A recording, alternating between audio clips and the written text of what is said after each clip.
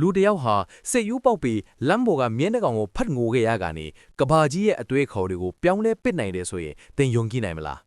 အဲ့ဒီလူကတော့တခြားသူမဟုတ်ပါဘူး20ရာစုရဲ့တော်စာအရှိဆုံးနဲ့အငင်းပွားပွဲရာအကောင်းဆုံးတသနာပညာရှင် Friedrich Nietzsche ပဲဖြစ်ပါတယ်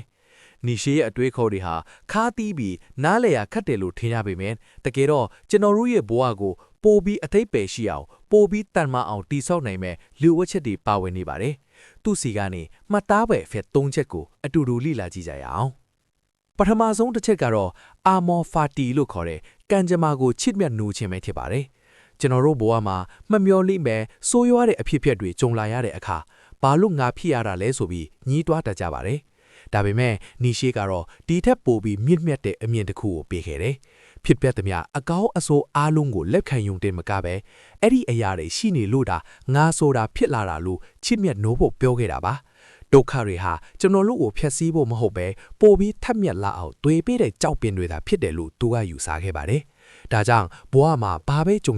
ဒါဟာငါကလိုအပ်လို့ဖြစ်လာတာပဲဆိုတဲ့စိတ်နဲ့ရင်ဆိုင်ဖို့တင်ပေးခဲ့တာဖြစ်ပါတယ်။ဒုတိယအချက်ကတော့တိုးအုပ်စိတ်ထက်ကနေယုံထွက်ဖို့ပါပဲ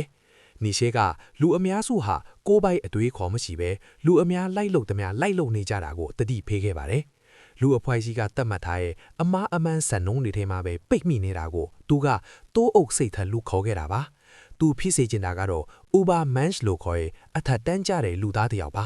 အဲ့ဒီလူသားဟာလူအများရဲ့ဝေဖန်မှုကိုမကြောက်ပဲကိုယ့်ရဲ့တန်ဖိုးကိုကိုယ်တိုင်တတ်မှတ်ပြီးကိုလန်းကိုဖောက်တဲ့သူမျိုးဖြစ်ပါတယ်